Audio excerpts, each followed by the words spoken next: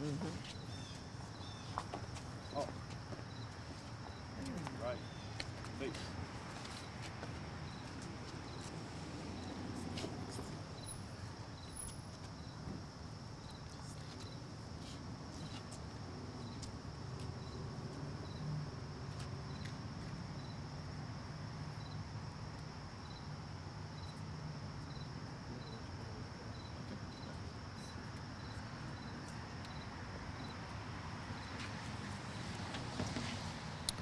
I'd like to welcome everybody here for the 20th anniversary of the day the world changed.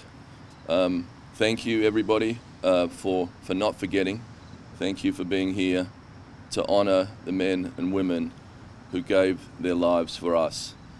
I would like to now pass it over to Alderwoman Pindéll Charles. Thank you.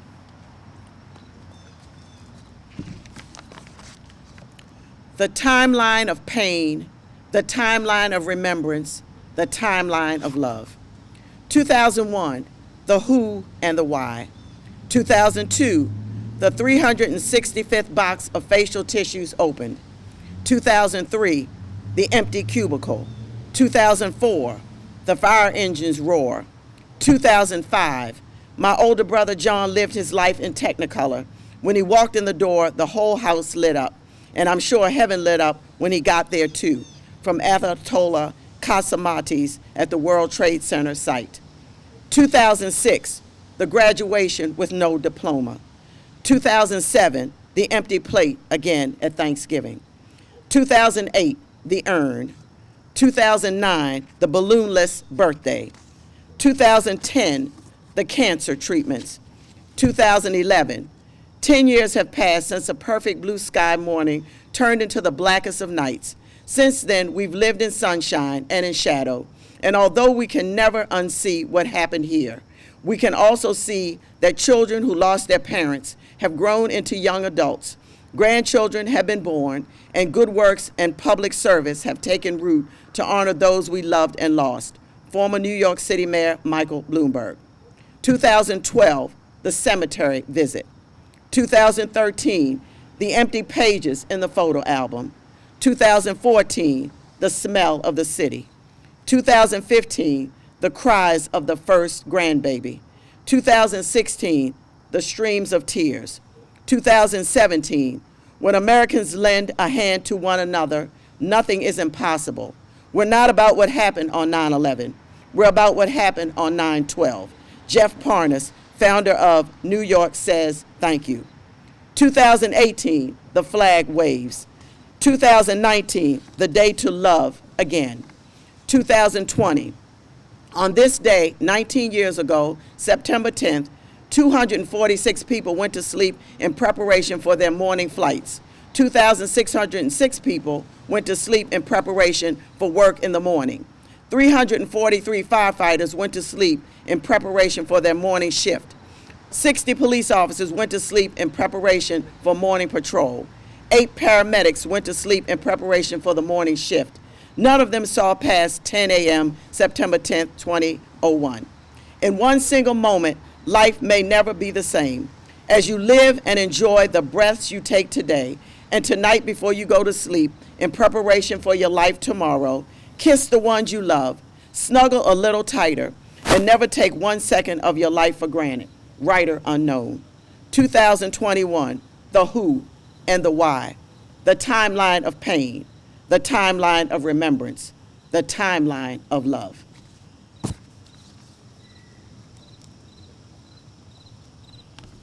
Good morning. I'm Delegate Dana Jones, and I'm honored to be here to represent your Maryland State Delegation in commemoration of the 20th anniversary of 9/11 and the attacks on our country. Today we mark the passage of 2 decades since the day that changed our lives forever. It's a day that's frozen in time for those of us who experienced it. 20 years ago, I was working on Capitol Hill. The confusion, the disbelief, what we were seeing on TVs, the words that came from those who protected us every day, the Capitol Hill police, that there was still yet another plane in the air. My colleagues turned and said, "Where can we go? it was here in Annapolis where my colleagues and I were taken in our disbelief. The days and weeks and now years that follow are filled with sadness, disbelief, pain. It's all still there, right under the surface. Very little compares to the horrific tragedy of 9/11. So how do we move through trauma? Fear, grief? How do we cope? How do you move through that? We serve, we help, we give back, and we never forget. And we're here together as a community. So,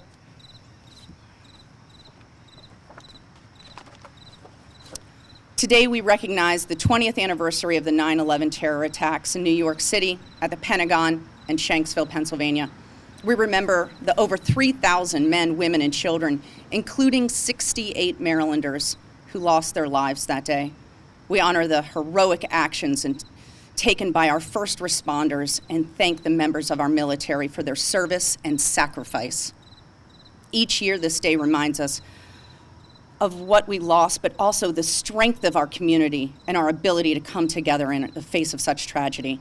We ask that we join together for a day of service and remembrance in honor of their memory, of those that we lost, and thank the first responders who answered the call to help their fellow Americans.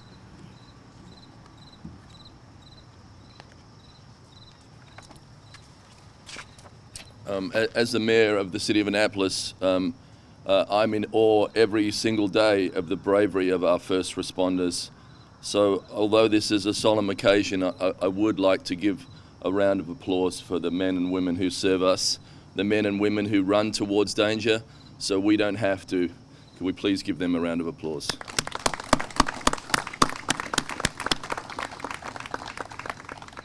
So everybody has a 9/11 story. But we do know on that day, the great democracy, the greatest social experiment in the world, came under attack. That moment did not destroy us. That moment made us stronger.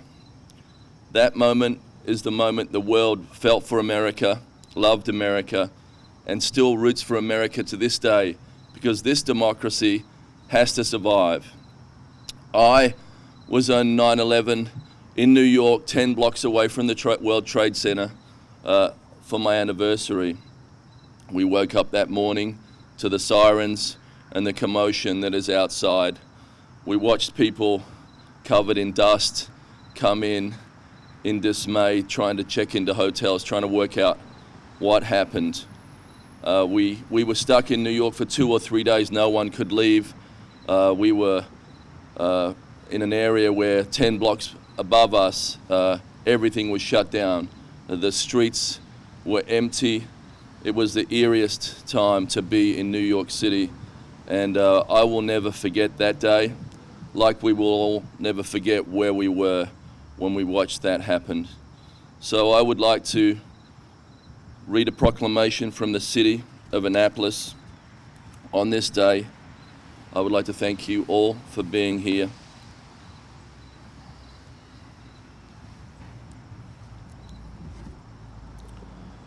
Proclamation. Whereas 20 years ago, on September 11th, 2001, the lives of innocent people were lost when going about their everyday lives. And whereas the tragedy of the terror attacks at the World Trade Center in New York City, the Pentagon in Virginia, and the site of the crash of Flight 93 in Shanksville, Pennsylvania, were felt and mourned by people throughout America and around the world. And whereas the people of America stepped forward to help their fellow Americans by donating food, clothing, and blood, and whereas the people of America showed their tremendous capacity for love as we held in our hearts those we lost, and whereas in our darkest hour we are resolved to give ourselves in service to others. And whereas the members of the Annapolis Fire Department volunteered to go to New York to help their firefighter colleagues in a month-long recovery effort at Ground Zero, the site of the terror attack in Lower Manhattan. And whereas together, as Americans, we know we stand stronger when we are united. Now, be resolved on that September 11th, we devote ourselves to recognizing that when we come together, we can be a part of something much larger than ourselves.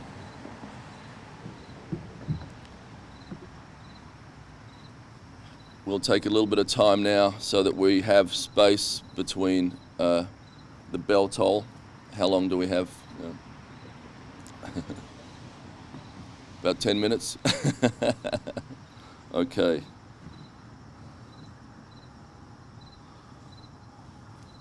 So I want to give this plenty of time so that we have room to ring the bell at the exact moment of the towers coming down. I will ask if any of the councillors would like to say a couple of words here, a minute or so just before. If any of you'd like to step forward.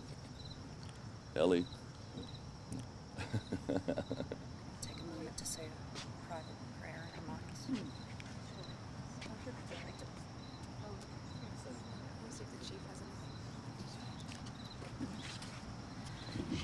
Thank you.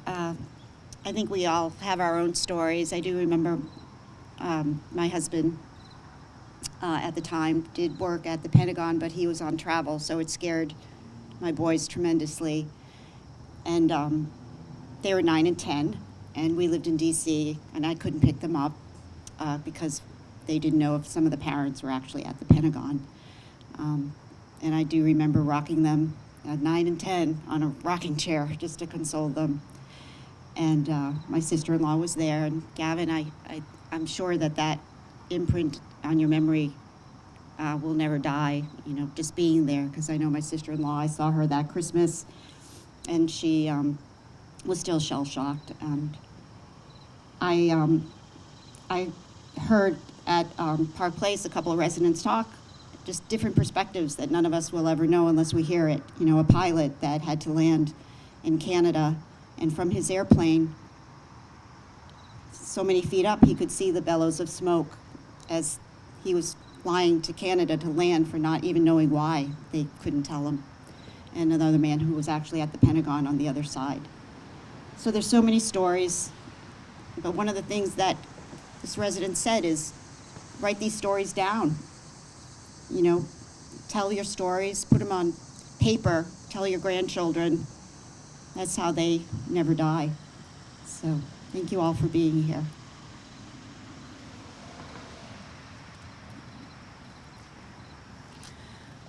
I'll just share my experience on September 11th, 2001. So I had actually just started a new job working in Georgetown, which, if you know the geography of the Washington, D.C. area, which I'm sure many of you do, it's literally across the Potomac River from the Pentagon.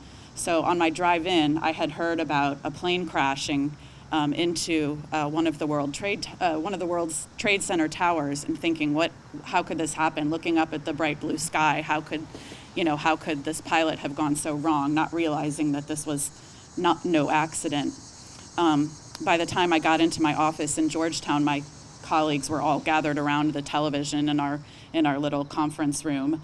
And just watching billows of smoke coming from the towers, and only just dreading the number of people that may have been impacted. I remember hearing that, literally tens of thousands of people worked in those two towers, and thankfully many lives were saved because people hadn't arrived yet. There were people that were running late for this or that reason, who were probably rushing to get there, only to realize that being late saved their lives that day. I remember being out outside of my little office, looking at these enormous, unbelievable clouds of smoke. And I still can remember the smell of that smoke from across the river. And that smell kind of lingered in the air for a few weeks afterwards, and it's just a heartbreaking thing to think about. But one of the silver linings that came out of this was, I remember in the days after September 11th, and actually even later in that day, everyone was trying to leave Washington, D.C. if they could, because, you know, we didn't know what was happening. I remember there were reports of a fire or a bomb at the State Department, which turned out to be not correct. It was probably some weird sight line from some part of the city where someone thought they saw smoke at the State Department, but it was coming from the Pentagon. I've never seen people in this area be so kind in traffic to each other.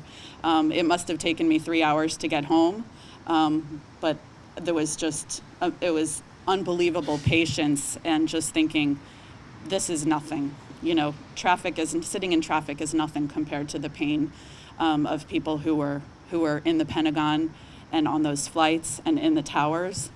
The kindness that followed, I remember firefighters standing on street corners with boots, collecting funds to help, to help the victims. And I remember Red Cross blood centers filled with people. They actually eventually had to start turning away people who wanted to donate blood. There were American flags everywhere. Every bridge and overpass had at least one. Some had bridges lined with flags. And for at least a brief period of time that I like to hold on to, because there was this sense of, we are going to care about each other. We're going to put aside any differences that we might have and come together in kindness and compassion.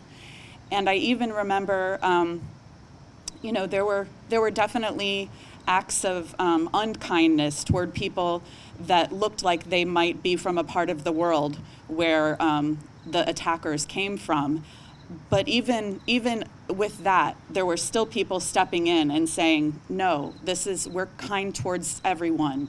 And that kindness was just a sense that pervaded everything for a while. And one of the things I always am grateful for is that sense, and if we can ever bring that back, put aside our differences and bring kindness into our world, and do whatever we can as individuals to fill our world with that spirit of kindness. Thank you. Chief, do you want to just say 1 minute? Our police chief, our fire chief is a man of few words, so it's hard to get him to say anything, but he is a true hero. So, public safety officials typically don't like to talk about their experiences. What I can tell you is it changed the lives of all the public safety officials in the United States. Those firefighters, paramedics, EMTs, police officers, and federal law enforcement officers never thought twice about going into that building.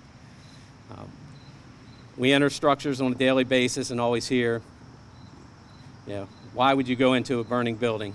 When people are coming out, we're going in. And it's because of public safety. We are here for public safety, and that's what we do. There is no doubt that those firefighters, paramedics, and all the first responders there saved countless lives. This was a tragic event. There were several people lost their lives, lost their family members. But because of the first responders, it wasn't worse than what it was. To this day, we are still losing first responders to illnesses related to this event. There's cancers and other respiratory illnesses from the people that were working on the piles. And it wasn't just the first responders there that day. It was the people and first responders that came to help and dig afterwards. So I would just ask that today you remember everybody that gave their ultimate sacrifice for this event, and just vow that we never do forget. Thanks.